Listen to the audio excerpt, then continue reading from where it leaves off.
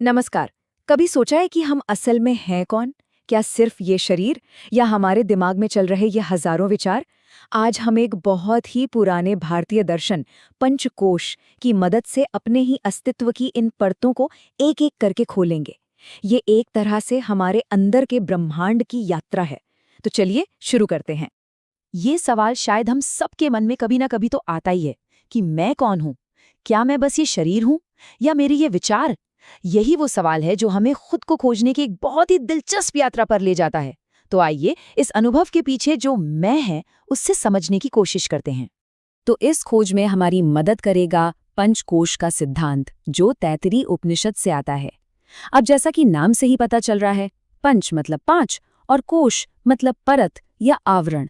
आप इसे ऐसे समझ सकते हैं कि ये हमारे अंदर की दुनिया का कोई 5000 साल पुराना नक्शा है, जो आज भी उतना ही काम का है। इस कॉन्सेप्ट को समझने का सबसे अच्छा तरीका है ये विजुअल। जैसे एक रशियन गुड़िया के अंदर दूसरी और फिर इसके अंदर एक और, या जैसे प्याज की हर परत के नीचे एक और परत होती है, ठीक वैसे ही हमारा अस्तित्व है। हर परत अपनी पिछली परत से ज्यादा सूक्ष्म होती जाती है और हमें हमारे असली केंद्र के और करीब ले जाती है। तो चलिए अपनी यात्रा की शुरुआत करते हैं और सबसे पहले अपने अस्तित्व की सबसे बाहरी, सबसे ठोस परतों से गुजरते हैं। सबसे बाहरी परत है अन्नमय कोश। अन्न मतलब भोजन। सीधी सी बात है, ये है हमारा फिजिकल शरीर, जिसे हम देख सकते हैं, छू सकते हैं। ये वो घर है जिसमें हम सब रहते हैं। ये जो शरीर है ये पंच महाभूतों से बना है, मतलब पृथ्वी, जल, अग्नि, वायु और आकाश। और जैसा कि नाम से ही जाहिर है, ये भोजन से ही पोषित होता है। ये शरीर कभी एक जैसा नहीं रहता।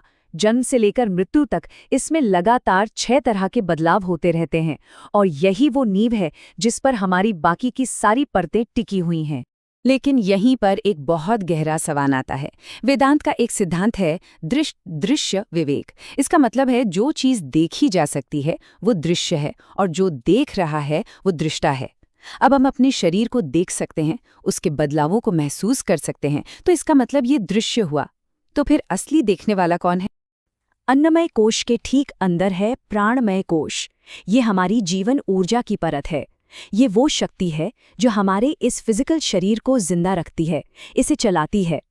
ये परत प्राण से बनी है और इसका सबसे मोटा रूप है हमारी सांस। ये ऊर्जा हमारे शरीर में 5 अलग-अलग तरीकों से काम करती है।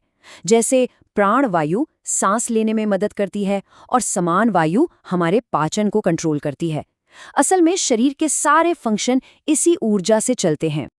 और फिर से वही सवाल, ये ऊर्जा बहुत जरूरी है, पर क्या यही मैं हूं?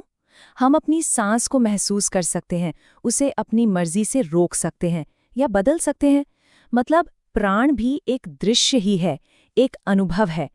तो फिर असली देखने वाला कौन है, जो इस प्राण को भी देख रहा है? चलिए अब और गहरे उतरते हैं, चेतना की और भी ज्यादा सूक्ष्म अंदरूनी परतों में। प्राणमय कोश से भी ज्यादा सूक्ष्म है मनोमय कोश। ये है हमारे मन का क्षेत्र। हमारे सारे विचार, हमारी भावनाएं, हमारी फीलिंग्स सब यहीं से पैदा होती हैं। ये मन जो है ना, ये लगातार सोचता है, महसूस करता है और दुनिया पर रिएक्ट करता रहता है। ये हमेशा ये चाहिए वो नहीं चाहिए के संकल्प विकल्प में झूलता रहता है। ये बाहरी दुनिया और हमारे अंदर के अनुभव के बीच एक पुल का काम करता है। लेकिन हाँ, अक्सर ये काम, क्रोध, लोभ जैसी भावनाओं से बेचैन भी रहता है। मनोमय कोश से भी एक गहरी परत है जिसका नाम है विज्ञानमय कोश। ये सिर्फ मन नहीं है, बल्कि ये बुद्धि, विवेक और गहरी समझ का लेवल है। देखिए, यहाँ पर मन और बुद्धि का फर्क समझना बहुत जरूरी है। मनोमय कोश यानी हमारा मन, वो भावनाओं में बहता है और पूछता है मुझे कैसा महसूस हो रहा है, जबकि विज्ञानमय कोश यानी बुद्धि, वो विवेक से काम लेती है। वो पूछती है सच क्या है। यही वो हिस्सा है जो हमें सही और गलत में फर्क करने की समझ देता है। और हम एक बार फिर से दृष्टा और दृश्य वाले तर्क पर लौटते हैं। हम अपनी बुद्धि को काम करते हुए देख सकते हैं, अपने विवेक को महसूस कर सकते हैं। तो अगर बुद्धि भी दृश्य है, तो फिर उसे देखने वाला कौन है? अब हम अपने असली स्वरूप के बहुत करीब पहुंच रहे हैं। और सबसे मजेदार बात पता है क्या है? ये जो हजारों साल पुराना ज्ञान है ना, ये आज के मॉडर्न साइंस से भी मेल खाता है। रिसर्चर्स ने पाया है कि हर कोश का हमारे दिमाग के अलग-अलग हिस्सों से कनेक्शन है। जैसे अन्नमय कोश हमारे सेंसरी मोटर कॉर्टेक्स से जुड़ा है और आनंदमय कोश की अवस्था हमारे दिमाग के डिफ़ॉल्ट मोड नेटवर्क में बदलाव से जुड़ी हुई। तो अब हम अपनी यात्रा के बिल्कुल आखिरी पड़ाव पर पहुंच गए हैं, अस्तित्व की सबसे भीतरी, सबसे सूक्ष्म परत पर। सबसे अंदर है आनंदमय कोश। अब यहाँ आनंद का मतलब वो खुशी नहीं है जो हमें बाहरी चीजों से मिलती है। ये एक बहुत ही गहरी, स्थायी शांति और संतुष्टि की अवस्था है जो किसी भी वजह पर निर्भर नहीं करती। इसे कारण शरीर भी कहा जाता है क्योंकि ये सबसे सूक्ष्म परत है। इस अवस्था का अनुभव हम सब गहरी, बिना सपनों वाली नींद में करते हैं, जहाँ कोई विचार नहीं होता, बस एक शुद्ध अस्तित्व का एहसास होता है। ये आनंद बाहरी हालातों पर बिल्कुल भी निर्भर नहीं है। यही हमारा असली स्वभाव है, शांति और पूर्णता का स्रोत। लेकिन यहाँ एक बहुत ही जरूरी बात है, आनंदमय कोश भी आखिरी सच नहीं है। यह हमारे असली स्वरूप का आईना है, पर वो स्वरूप नहीं। जैसा कि मोक्ष गीता में कहा गया है, हमारा सच्चा आत्म या ब्रह्म तो वो शुद्ध चेतना है जो इस आनंद का भी साक्षी है, जो इस आनंद को भी अनुभव कर रहा है। तो इस पूरी यात्रा को संक्षेप में समझते हैं और देखते हैं कि हम इस ज्ञान का अपनी जिंदगी में इस्तेमाल कैसे कर सकते हैं।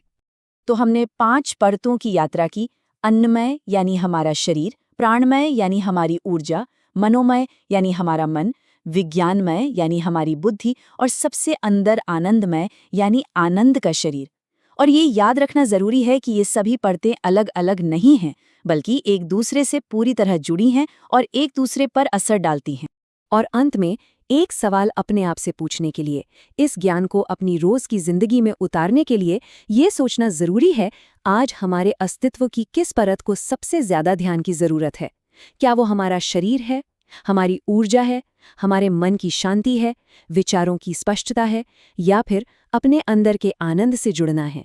ये रूपरेखा हमें एक बैलेंस्ड और संपूर्ण जीवन जीने में मदद। कलयुग में ज्ञान अब ग्रंथों तक सीमित नहीं है, आज वो स्क्रीन पर दिखाई देता है, परंतु प्रश्न यह है, क्या हम उसे समझ भी रहे हैं? यदि यह ज्ञान आपको सोचने पर मजबूर करे, तो लाइक करें, साझा करें और डीप क्वेस्ट को सब्सक्राइब करें।